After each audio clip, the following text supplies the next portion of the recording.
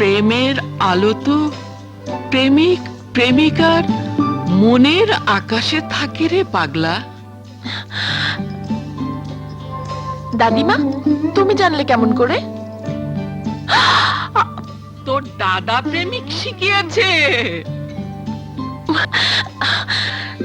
দাদিমা বলো না, দাদিমা বলো না কেমন করে কি হলো?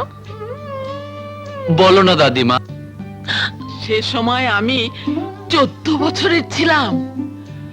তোর দাদা ছাদে ঘুড়ি ওড়াচ্ছিল, আমার দিকে চোখ মারতে গিয়ে হঠাৎ পা পিছলে ছাদ থেকে পড়ে গেল। হায় আল্লাহ! তারপর তারপর কি হলো দাদিমা? দেখি তোর দাদা কানসে ঝুলছে, অগত্যা হাতটা বাড়িয়ে দিলাম। যেই তোর দাদা আমার হাতটা ধরলো, আমার কাঁপন দেখে কি মনে হলো ভেতরে ভূমিকম্প হচ্ছে। তারপর তারপর কি হলো দাদিমা? আর সেদিনই তোর দাদা আমাকে প্রথম চুমু দিল। আর তুমি মা হয়ে গেলে? আরে পাগলি, চুমু দিলেই মা হয় না, মা হতে অনেক কিছু দরকার হয়। তাই বললো। হ্যাঁ, তারপর কি হলো? তারপর 4 চোখের মিলন হলো, প্রেম হলো, বিয়ে হলো, অনেক ধুমধাম হলো। কত লোক এসেছিল, আমাদের সুখের সংসার হলো, বাচ্চা কোলে এলো।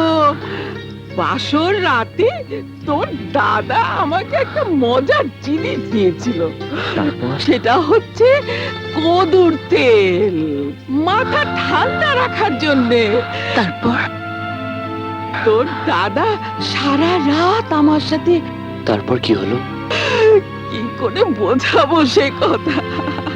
তারপর তারপর তারপর তারপর কি হলো দাদিমা? তারপর তারপর কি হলো দাদিমা? তারপর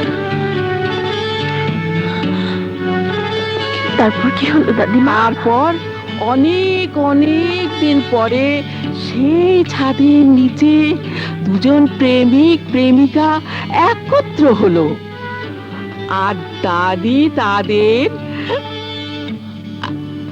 হাতে নাতে ধরে ফেললো।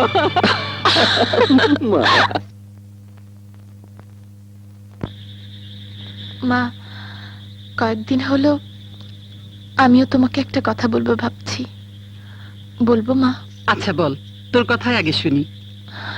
কিন্তু তোমাকে কথা দিতে হবে মা, আমার কথা শুনে তুমি রাগ করবে না? রাগ করবো এমন কি কথা? মা, কথাটা হলো মানে বড় মা বন্ধনাপুর শ্বশুর বাড়ি থেকে ফিরে এসেছে। একটা কথা পরিষ্কার শুনে রাখো বন্দনা, যা কিছু হয়ে থাক তোমাকে ওই স্বামীর ঘরে ফিরে যেতে হবে। অসম্ভব, মরে যাব তবু ফিরে যাব না ওই নরপশুটার ঘরে।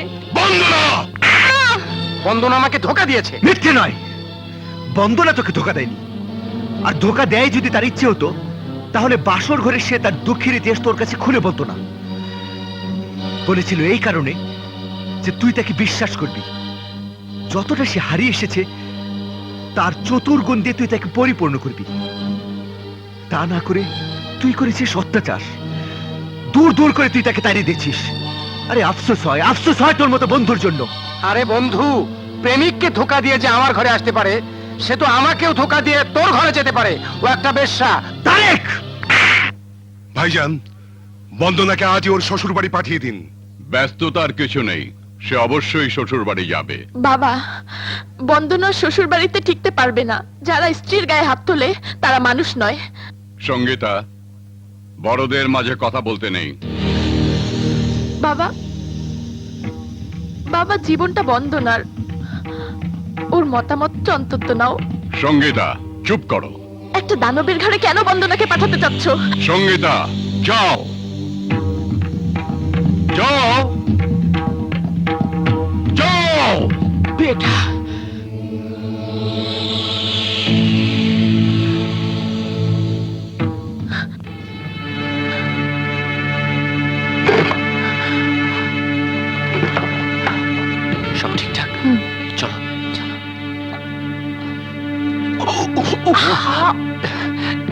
এটা এখানে রেখেছো কেন? ধরো।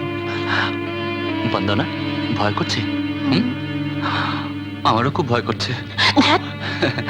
আরে না না, কোনো ভয় নেই। তোরে ভাইয়া থাকতে কোনো ভয় নেই। ভাইয়া It's all right. চলো চলো চলো চলো চলো, এসো বন্দনা। শব্দ করো না।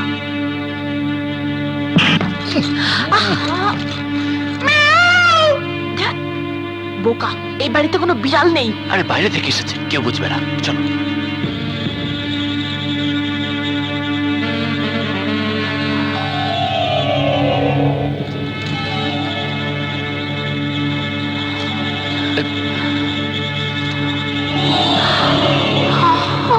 হারামজাদা, তুই সব জানিস?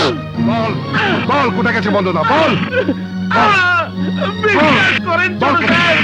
কিচ্ছু যায় না, বন্ধনে ধরে গেছে। আস্তে দিয়ে লুকিয়ে থাকা কাল সাপ, তোকে আমি এতদিন দুধ কলা দিয়ে পুষেছি। বল, আমি জানি বল, বল, ওকে মারছো কেন? মারবো না, এর জন্য আপনি দায়ী ভাইজান। কি হয়েছে? আমি তখনই বলেছিলাম বন্দনাকে শ্বশুর বাড়ি পাঠিয়ে দিন, কিন্তু আপনি শুনলেন না। ঠিকই করেছি। কি ঠিক করেছিলেন? এই দেখুন, বন্দনা ভেগে গেছে, তালাক দিয়ে গেছে তারেককে, আপনার মুখে থুতু দিয়ে গেছে। গলা নামিয়ে কথা বলো। হ্যাঁ, গলা নামিয়েই তো বলতে হবে। আপনার সামনে তার কারো কিছু বলার অধিকার নেই।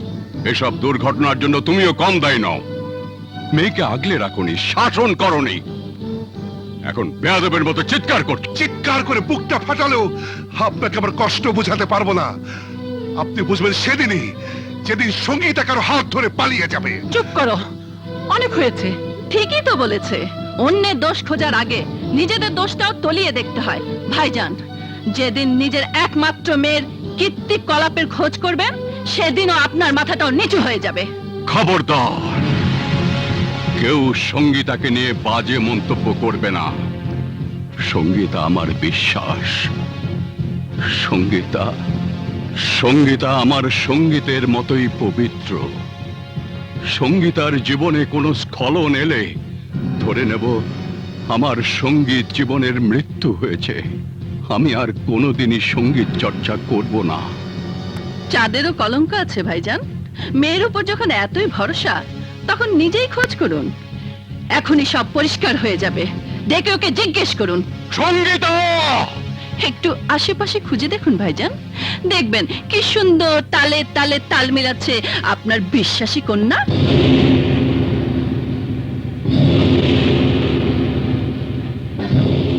যাই বলো, বন্দনাকে পলাশ ভাইয়ের হাতে তুলে দিয়ে আমরা একটা মহৎ কাজ করেছি। দুজনে ভীষণ খুশি হয়েছে। আর বাড়ির লোকজন এতক্ষণে ভীষণ বেজার হয়েছে। হোক গে। Really, this bloody romantic adventure is always thrilling for us. আমাদেরও গোপনে বিয়ে হওয়া উচিত। আমি গোপনে বিয়ে করব না, তুমি আমার বাবার কাছে আনুষ্ঠানিকভাবে বিয়ের প্রস্তাব দেবে। Of course, সে তো আমি দেবই। He likes me very much. তারপর আমি ঘুমটা দিয়ে বউ হয়ে তোমার ঘরে যাব। তাহলে আমার বুকে এসো। এসো।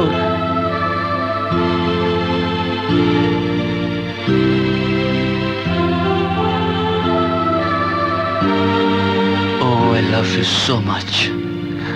I love you. সঙ্গীতা! বাবা,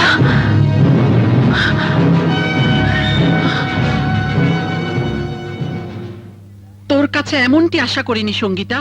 এই তুই কি করেছিস? এক পলকের চাহনি, ছোট্ট একটা সাক্ষাৎ গভীর ভালোবাসায় বদলে যাবে, এ কথা আমি ভাবতেও পারিনি। মা, মা, শামীম বলছিল বাবা ওকে খুব পছন্দ করে। বাবা অবশ্যই রাজি হবে। তোর বিয়ে ঠিক হয়েছে ব্যারিস্টার তহিদের ছেলে সুমনের সাথে। পাকা কথা দেয়া হয়েছে। কথা ফেরত নাও মা।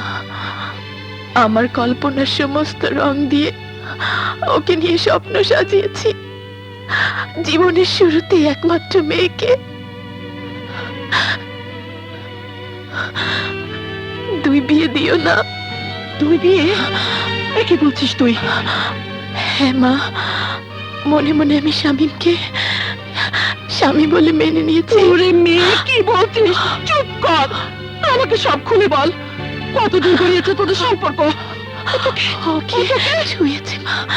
সঙ্গীতা! হ্যাঁ মা, ছুঁয়েছে। এখানে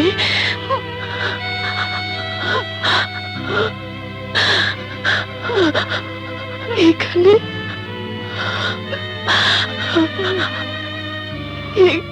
এখানে মা।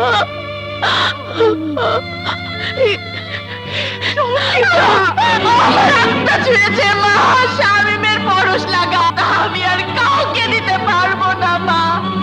শামীমকে ছাড়া আমি বাঁচবো না মা। শামীমকে ছাড়া আমি বাঁচবো না। শামীমকে ছাড়া আমি বাঁচবো না মা। শামীমকে আপনার ভেতরে নিয়ে আমি অন্য কাউকে কেমন করে বিয়ে করতে পারি মা? কেমন করে বিয়ে করতে পারি? আমি বাঁচবো না মা। মা গো, তুমি বাবাকে বুঝিয়ে বলো, দয়া করো মা, দয়া করো, আমাকে সাহায্য করো। চুপ কর সঙ্গীতা, চুপ কর, চুপ কর। ঠিক আছে,